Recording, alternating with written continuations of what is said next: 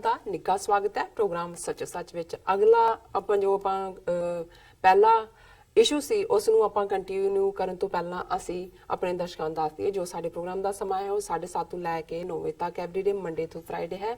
ਔਰ ਜੋ ਬਾਕੀ ਪ੍ਰੋਗਰਾਮ ਹੁੰਦੇ ਹਨ ਜਿਸ ਤਰ੍ਹਾਂ ਕਿ ਪੰਜਾਬੀ ਖਬਰਾਂ ਨੇ ਉਸ ਦਾ ਸਮਾਂ ਹੈ 9 ਵਜੇ ਤੋਂ ਲੈ ਕੇ 9:30 ਵਜੇ ਤੱਕ। ਜੋ ਸਪੈਸ਼ਲ ਇੰਟਰਵਿਊਜ਼ ਨੇ ਉਸ ਦਾ ਸਮਾਂ ਹੈ 9:30 ਵਜੇ ਤੋਂ ਲੈ ਕੇ 10 ਵਜੇ ਤੱਕ। ਇਹ ਤਿੰਨੋਂ ਪ੍ਰੋਗਰਾਮ ਤੁਸੀਂ ਲਾਈਵ ਫੇਸਬੁੱਕ ਤੇ ਵੀ ਦੇਖ ਸਕਦੇ ਹੋ ਔਰ YouTube ਤੇ ਜਾ ਕੇ TV84 ਦੇ ਚੈਨਲ ਤੇ ਵੀ ਇਹਨਾਂ ਤਿੰਨੋਂ ਪ੍ਰੋਗਰਾਮ ਨੂੰ ਤੁਸੀਂ ਲਾਈਵ ਦੇਖ ਸਕਦੇ ਹੋ। ਇਹ ਵੀ ਤੁਹਾਡੇ ਅੱਗੇ ਅਸੀਂ ਗੁਜ਼ਾਰਿਸ਼ ਕਰਨਾ ਚਾਹੁੰਦੇ ਹਾਂ ਕਿ ਤੁਸੀਂ YouTube ਤੇ ਜਾ ਕੇ TV84 ਦੇ ਚੈਨਲ ਨੂੰ ਵੱਧ ਤੋਂ ਵੱਧ ਸਬਸਕ੍ਰਾਈਬ ਵੀ ਕਰੋ।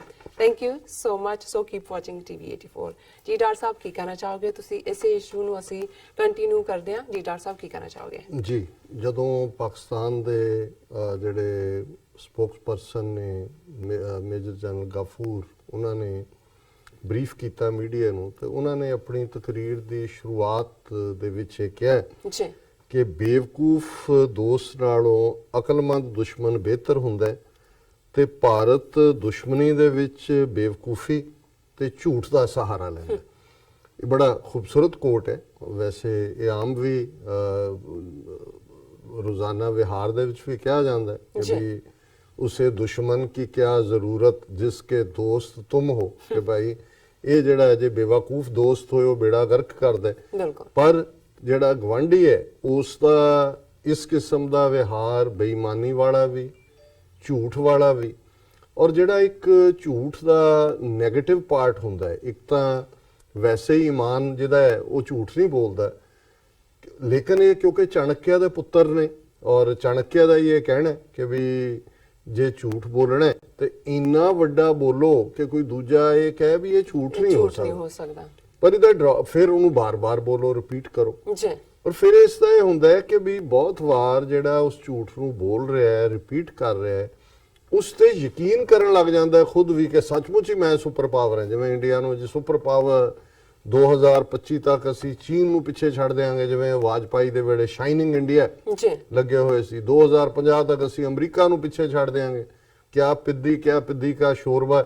ਉਹ ਯਕੀਨ ਕਰਨ ਲੱਗੇ ਜੀ ਵਾਕਈ ਅਸੀਂ ਸੁਪਰ ਪਾਵਰ ਬਣ ਗਏ ਹਾਂ, ਅਮਰੀਕਾ ਸਾਨੂੰ ਹੁਣ ਅਫਗਾਨਿਸਤਾਨ ਦੇ ਵਿੱਚ ਵੀ ਅਸੀਂ ਵੜ ਗਏ, ਸਾਨੂੰ ਉਹ ਜਿਹੜਾ ਉਹ ਉੱਥੇ ਥਾਂ ਦੇਗਾ। ਉਹਨੇ ਟਰੰਪ ਨੇ ਟਵੀਟ ਕਰਕੇ ਕਿਹਾ, ਉਹਨੇ ਕਿਹਾ ਕਿ ਵੀ ਆ ਪ੍ਰੈਸ ਕਾਨਫਰੰਸ, ਉਹਨੇ ਕਿਹਾ ਇਹ ਮੋਦੀ ਇਹ ਕਹਿੰਦਾ ਵੀ ਅਸੀਂ ਲਾਇਬ੍ਰੇਰੀ ਬਣਾਤੀ ਅਫਗਾਨਿਸਤਾਨ, ਆਹ ਕਹਿੰਦਾ 6 ਘੰਟੇ ਦਾ ਸਾਰੇ ਸਾਡੇ ਚੋਂ ਕਰਕੇ ਤੇ ਉਹ ਉਹਦੇ ਚੋਂ ਵੀ ਆਪਣਾ ਹਿੱਸਾ ਮੰਗਦਾ। ਸੋ ਮਤਲਬ ਇਹ ਹੈ ਵੀ ਬੇਸ਼ਰਮ ਨੇ, ਬੇਹਿਆ, ਲੇਕਿਨ ਇਸ ਸਭ ਦੇ ਬਾਵਜੂਦ ਉਹਨਾਂ ਨੇ ਆਪਣੇ ਲੋਕਾਂ ਨੂੰ ਇਹ ਦੱਸਣ ਦੇ ਲਈ, ਔਰ ਜਿਵੇਂ ਅਸੀਂ ਵੋਟਾਂ ਦੀ ਰਾਜਨੀਤੀ ਦੀ ਗੱਲ ਕੀਤੀ, ਔਰ ਜਦੋਂ ਉਸ ਸਥਿਤੀ ਵੱਲ ਦੇਖਦੇ ਹਾਂ ਇੱਕ ਫੈਕਟਰ ਨਹੀਂ ਮਲਟੀਪਲ ਫੈਕਟਰਸ ਨੇ।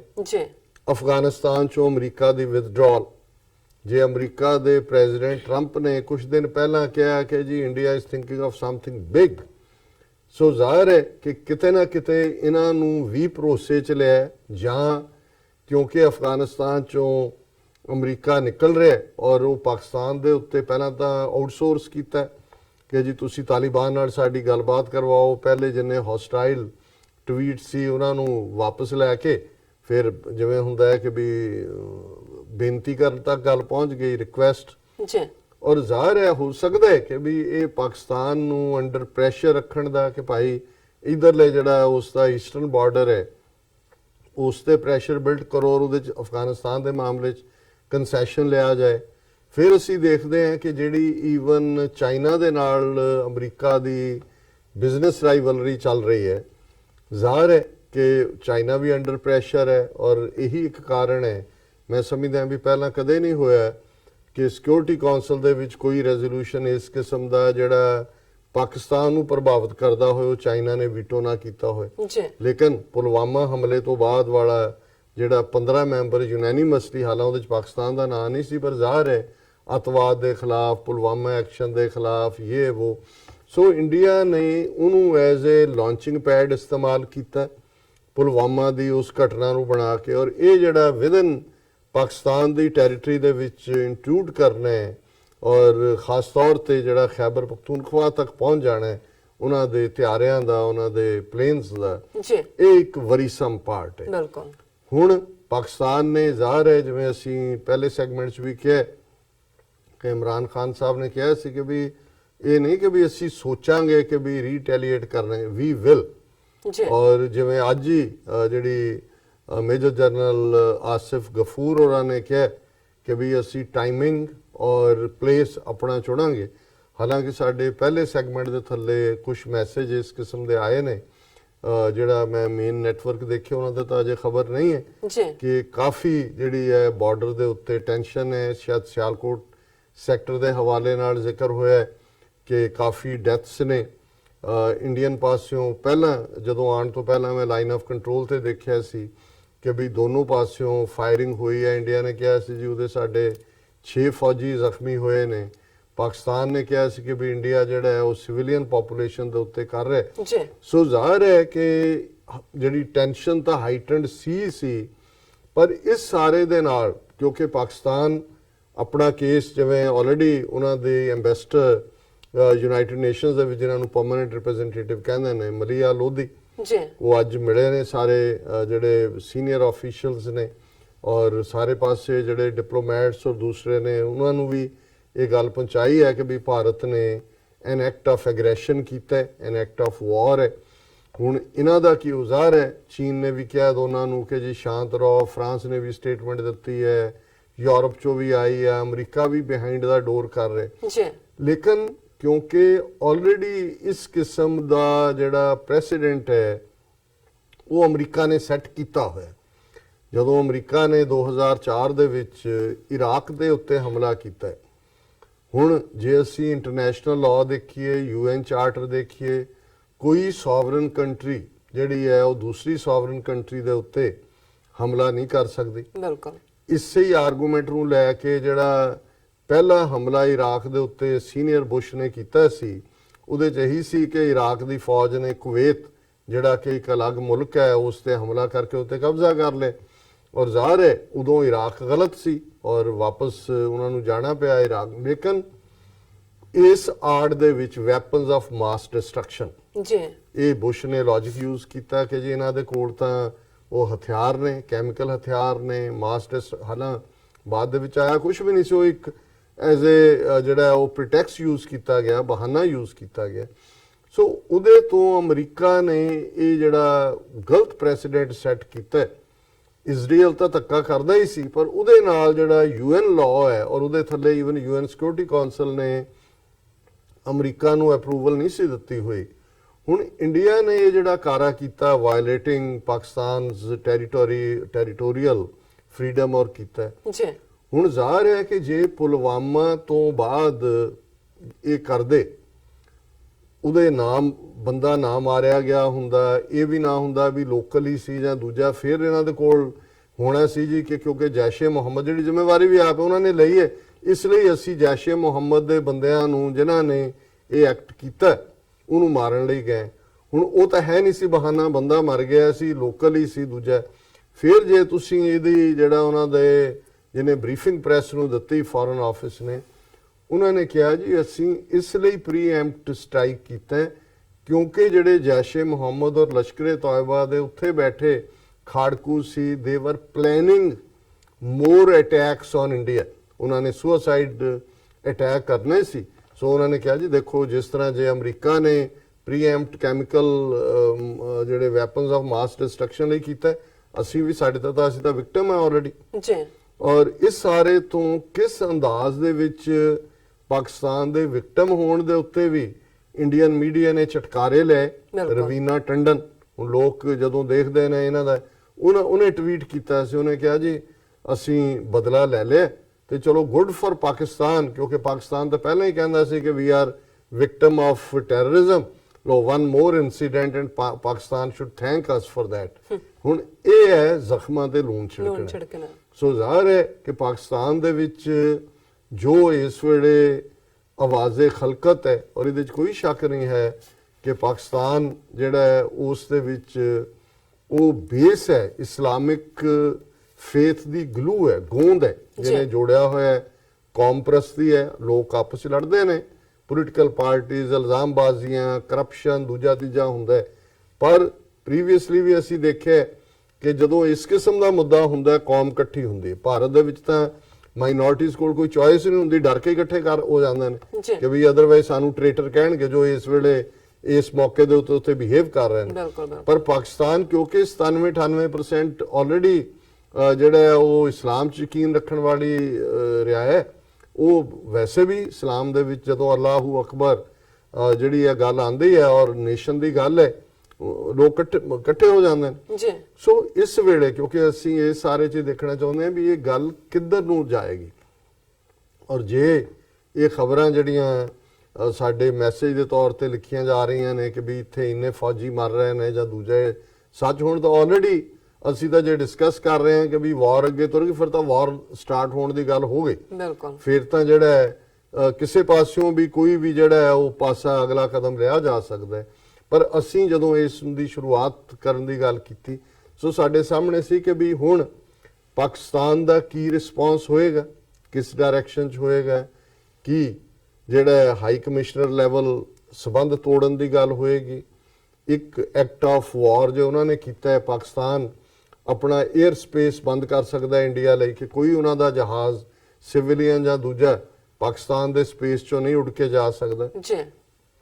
ਹੋਰ ਵੀ ਜਿਹੜੇ ਨੇ ਤਜ਼ਾਰਤ ਔਰ ਦੂਸਰੇ ਆਲਰੇਡੀ ਜੋ ਉਹਨਾਂ ਨੇ ਟੈਕਸ ਲਾਇਆ ਸੀ ਔਰ ਦੂਜਾ ਕਿ ਜੀ 200% ਕਰਤਾ, ਦੂਜਾ ਪਾਕਿਸਤਾਨ ਨੇ ਵੀ ਚੀਜ਼ਾਂ ਰੋਕ ਦੇ, ਪਰ ਗੱਲ ਇੱਥੋਂ ਤੱਕ ਨਹੀਂ ਹੈ ਜਿੰਨਾ ਰੋਹ ਦੇਖਿਆ ਜਾ ਸਕਦਾ ਸੀ, ਜਾਂ ਜਿਹੜੇ ਮੇਜਰ ਜਨਰਲ ਗਾਫੂਰ ਨੇ ਉਹਨਾਂ ਦੀ ਜਿਹੜੀ body language C full of anger, ਬੜਾ ਕੰਟਰੋਲਡ। ਸੋ ਜ਼ਾਹਰ ਹੈ ਕਿ ਵੀ ਉਹਨਾਂ ਦਾ ਐਕਟ ਵੀ ਇਸ ਕਿਸਮ ਦਾ ਹੀ ਹੋਏਗਾ, ਕਿਉਂਕਿ ਜਿੱਥੇ ਵੀ ਹੋਏਗਾ ਉਹ ਸਟ੍ਰਾਈਕ ਹੀ ਹੋਏਗਾ। ਜੀ। ਔਰ ਕੀ ਇਸ ਕਿਸਮ ਦੇ ਸਟ੍ਰਾਈਕ ਫੇਰ ਜਿਹੜੇ ਜਦੋਂ ਇਹਨਾਂ ਦੀ ਮੋਦੀ ਕਿਆਂ ਦੀ ਫੂਕ ਨਿਕਲਦੀ ਹੈ, ਉਹਨਾਂ ਨੂੰ ਲੱਗਦਾ ਹੈ ਵੀ ਜਿਹੜਾ ਐਡਵਾਂਟੇਜ ਉਹਨਾਂ ਨੇ ਚੱਕਣਾ ਸੀ ਉਹ ਨਹੀਂ ਚੱਕਿਆ ਗਿਆ, ਦੇ ਮੇ ਸਟ੍ਰਾਈਕ ਅਗੇਨ, ਇਵੇਂ ਹੀ ਜੰਗ ਸ਼ੁਰੂ ਹੁੰਦੀ ਹੈ। ਔਰ ਸਾਡਾ ਫੀਅਰ ਇਹ ਹੈ ਕਿ ਵੀ ਇਸ ਕਿਸਮ ਦੇ ਮਾਮਲੇ 'ਚ ਫਿਰ ਇਹ ਗੱਲ ਰਵਾਇਤੀ ਹਥਿਆਰਾਂ ਤੱਕ ਸ਼ਾਇਦ ਨਾ ਰਵੇ। ਹਾਲਾਂ ਹੁਣ ਇੰਟਰਨੈਸ਼ਨਲੀ ਜ਼ੋਰ ਹੋਏਗਾ ਕਿ ਵੀ ਬੈਠ ਜਾਓ, ਗੱਲਬਾਤ ਹੋ ਜਾਏ। ਦੂਸਰਾ ਹੋਇਆ ਸੀ ਸਮਝਦੇ ਹਾਂ ਵੀ ਅਲਟੀਮੇਟਲੀ ਹੱਲ ਤਾਂ ਗੱਲਬਾਤ ਹੀ ਹੁੰਦਾ, ਔਰ ਅਸੀਂ ਸਿੱਖ ਕੌਮ ਦੇ ਤੌਰ ਤੇ ਐਜ਼ ਅ ਥਰਡ ਪਾਰਟੀ ਅਸੀਂ ਇਹ ਸਮਝਦੇ ਹਾਂ ਕਿ ਵੀ ਸਾਡੀ ਸਿਵਲਾਈਜੇਸ਼ਨ ਇਧਰ ਦਰਿਆਏ ਜਮਨਾ ਤੋਂ ਵਾਘਾ ਤੱਕ, ਉਧਰ ਸਾਡਾ ਪੰਜਾਬ, ਮੱਕਾ, ਮਦੀਨਾ, ਸਾਡੀ ਸਾਰੀ ਜਿਹੜੀ ਹੈ ਤਹਿਜ਼ੀਬ, ਲੋਕ ਸਾਰੇ ਸਾਡੇ ਆਪਣੇ ਨੇ। ਇਹ ਤਬਾਹੀ ਹੋਏਗੀ ਦੋਨੋਂ ਪਾਸਿਆਂ ਦੀ, ਔਰ ਅਸੀਂ ਇਹ ਐਜ਼ ਅ ਸਿੱਖ ਅਸੀਂ ਇਹ ਮਹਿਸੂਸ ਕਰਦੇ ਹਾਂ ਕਿ ਵੀ ਕਿਤੇ ਵੀ ਜਿਹੜੀ ਖਲਕਤ ਦੀ ਤਬਾਹੀ ਹੈ ਉਹਨਾਂ ਦੇ ਲਈ ਤਾਂ ਜੰਗਬਾਜ਼ਾਂ ਦੇ ਲਈ, ਜਿਵੇਂ ਮੈਂ ਕਿਹਾ ਕਿ ਵੀ ਇਹ ਲੋਕ ਲਾਸ਼ਾਂ ਗਿਣਦੇ ਨੇ, ਉਹ ਵੋਟਾਂ ਗਿਣਨ ਤੇ ਹੋਣਗੇ। ਪਰ ਇਹ ਕਹਿਣਾ ਜੀ ਹਮ ਉਡਾ ਦੇਂਗੇ, ਹਮ ਫਲਾਣਾ, ਜੇ ਇਹ ਟੁਵਰਡਸ ਦੂਸਰੇ ਪਾਸੇ ਤੁਰ ਪੈਂਦੀ ਹੈ ਗੱਲ ਫੁੱਲ ਸਕੇਲ ਕਨਫਰੰਟੇਸ਼ਨ ਔਰ ਨਿਊਕਲੀਅਰ ਤੱਕ, ਫਿਰ ਨਿਊਕਲੀਅਰ ਚ ਸਰਵਾਈਵ ਵੀ ਕੋਈ ਨਹੀਂ ਕਰਦਾ ਹੁੰਦਾ। ਫਿਰ ਇਹ ਨਹੀਂ ਹੈ ਕਿ ਵੀ 4 ਕਰੋੜ ਮਰੇਗਾ ਕਿ 10 ਕਰੋੜ ਮਰੇਗਾ ਕਿ 20 ਕਰੋੜ ਮਰੇਗਾ। ਫਿਰ ਜਾ ਕੇ ਹੀਰੋਸ਼ੀਮਾ, ਨਾਗਾਸਾਕੀ, ਜਿੱਥੇ ਬਿਲਕੁਲ ਕਰੂਡ ਡਿਵਾਈਸਿਸ ਸੀ, ਉਦੋਂ ਜਹਾਜ਼ ਦੇ ਉੱਤੇ ਲੱਦ ਕੇ ਉਹ ਖੜੇ ਸੀ, ਅਜੇ ਨਵਾਂ ਐਟਮ ਦਾ ਨਿਕਲਿਆ ਸੀ ਕੋਈ, ਹੁਣ ਤਾਂ ਡਿਲੀਵਰੀ ਸਿਸਟਮ ਹੈ, ਮਿਜ਼ਾਈਲਸ ਨੇ ਪ੍ਰੀਸੀਜਨ ਦੇ ਨਾਲ ਹੈ, ਲੇਜ਼ਰ ਗਾਈਡਡ ਮਿਜ਼ਾਈਲਸ ਨੇ।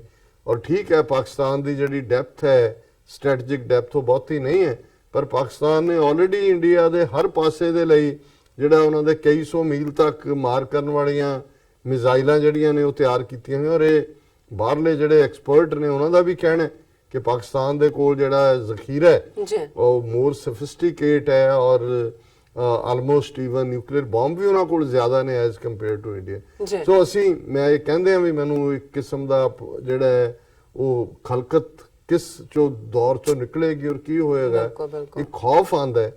ਪਰ ਜੇ ਇਸ ਕਿਸਮ ਦੇ ਪਾਗਲਪਨ ਜਿਹਦੇ ਚ ਕਿ ਬਿਲਕੁਲ ਨੰਗੀ ਚਿੱਟੀ ਵੋਟਾਂ ਦੀ ਰਾਜਨੀਤੀ, ਨਫ਼ਰਤ ਦੀ ਰਾਜਨੀਤੀ, ਝੂਠ ਦੀ ਰਾਜਨੀਤੀ ਤੁਸੀਂ ਕਰੋਗੇ ਤੇ ਫਿਰ ਕੀ ਨਿਕਲੇਗਾ ਉਹਦੇ ਚੋਂ। ਸੋ ਇਹ ਬਿਲਕੁਲ ਠੀਕ ਉਹਨਾਂ ਨੇ ਕਿਹਾ ਕਿ ਭਾਈ ਇਹ ਜਿਹੜਾ ਬੇਵਕੂਫ ਦੁਸ਼ਮਣ ਹੈ ਇਹ ਤਾਂ ਆਪ ਵੀ ਮਰੇਗਾ ਔਰ ਬਾਕੀਆਂ ਨੂੰ ਵੀ ਲੈ ਕੇ ਡੁੱਬੇਗਾ।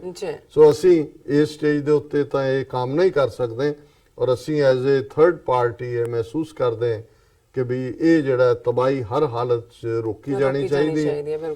ਔਰ ਪਾਕਿਸਤਾਨ ਹੱਕ ਬਨਾਜ਼ਬ ਹੈ, ਉਹਨੇ ਇੰਡੀਆ ਨੇ ਐਕਟ ਆਫ ਵਾਰ ਕਰਕੇ ਆਲਰੇਡੀ ਪਾਕਿਸਤਾਨ ਦੀ ਸੋਵਰਨਿਟੀ ਦੇ ਉੱਤੇ ਅਟੈਕ ਕੀਤਾ ਹੈ।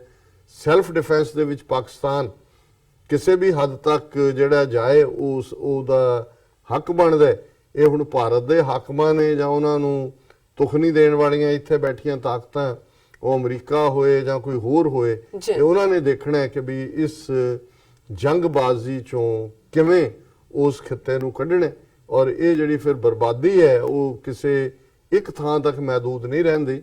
ਨਿਊਕਲੀਅਰ ਅੱਜ ਅਸੀਂ ਜਾਣਦੇ ਹਾਂ ਕਿ ਜਿਹੜੀਆਂ ਉਸ ਦੀਆਂ ਰੇਡੀਏਸ਼ਨਸ ਨੇ ਜਾਂ ਦੂਸਰੀਆਂ ਨੇ, ਉਹ ਫਿਰ ਟਰੰਪ ਦੀ ਐਪਲ ਪਾਈ ਦੇ ਵਿੱਚ ਵੀ ਆਈਆਂ ਹੋਣਗੀਆਂ, ਹਰ ਥਾਂ ਤੇ ਉਹ ਪਹੁੰਚਦੀਆਂ ਨੇ। ਸੋ ਅਸੀਂ ਆਸ ਹੀ ਕਰ ਸਕਦੇ ਹਾਂ ਕਿ ਸੋਹਣਾ ਰੱਬ ਰਹਿਮਤ ਕਰੇ ਕਿ ਇਸ ਕਿਸਮ ਦੀ ਸਿਚੁਏਸ਼ਨ ਨਾ ਬਣੇ, ਔਰ ਇਹ ਜਿਹੜੀਆਂ ਪਾਵਰਸ ਨੇ ਇਹਨਾਂ 'ਚ ਗੁੱਡ ਸੈਂਸ ਪ੍ਰੀਵੇਲ ਹੋਏ, ਇੰਡੀਆ ਜਿਹਨੂੰ ਚੰਬੜਾਇਆ ਹੋਇਆ ਉਹਦੇ ਕੰਨ ਮਰੋੜ ਕੇ ਉਹਨਾਂ ਨੂੰ ਬਿਠਾਣ, ਔਰ ਜਿਹੜਾ ਮੁੱਦੇ ਨੇ, ਕਸ਼ਮੀਰ ਦਾ ਮੁੱਦਾ ਹੈ, ਸਿੱਖਾਂ ਦਾ ਮੁੱਦਾ ਹੈ, ਗੱਲਬਾਤ ਰਾਹੀਂ ਇਹਨੂੰ ਹੱਲ ਕਰਨ ਦੀ ਗੱਲ ਤੋਰਿਆ ਜਾਏ।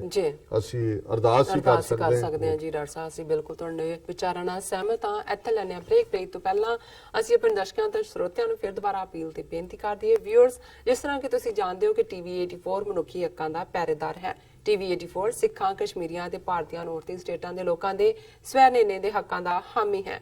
ਅਸੀਂ ਚਾਹਾਂਗੇ ਕਿ ਤੁਸੀਂ ਟੀਵੀ 84 ਦੀ ਵੱਧ ਤੋਂ ਵੱਧ ਮਾਈਕ ਸਹਾਇਤਾ ਕਰੋ। ਤੁਸੀਂ ਆਪਣੀ ਮਾਈਕ ਸਹਾਇਤਾ ਸਾਡੀ ਵੈਬਸਾਈਟ tv84.tv ਤੇ ਜਾ ਕੇ ਪੇਪਲ ਦੀ ਵਰਤੋਂ ਕਰਕੇ ਵਨ ਟਾਈਮ ਡੋਨੇਟ ਕਰ ਸਕਦੇ ਹੋ, ਮੰਥਲੀ ਡੋਨੇਟ ਵੀ ਕਰ ਸਕਦੇ ਹੋ। ਤੁਸੀਂ ਟੀਵੀ 84 ਦੇ ਨਾਮ ਤੇ ਚੈੱਕ ਬਣਾ ਕੇ ਸਾਨੂੰ ਮੇਲ ਵੀ ਕਰ ਸਕਦੇ ਹੋ ਸਾਡੇ ਇਸ ਪਤੇ ਤੇ 36-01 37th Avenue, Nagaland city, New York 11101 USA, ਜਾਂ ਫਿਰ ਤੁਸੀਂ ਸਾਨੂੰ ਫੋਨ ਰਾਹੀਂ ਵੀ ਸੰਪਰਕ ਕਰ ਸਕਦੇ ਹੋ ਸਾਡੇ ਫੋਨ ਨੰਬਰ ਤੇ 5164060694। Thank you so much viewers. ਤੁਸੀਂ ਕਿਤੇ ਨਹੀਂ ਜਾਣਾ, ਮਿਲਦੇ ਹਾਂ ਆਫਟਰ ਦਿਸ ਸ਼ਾਰਟ ਬ੍ਰੇਕ।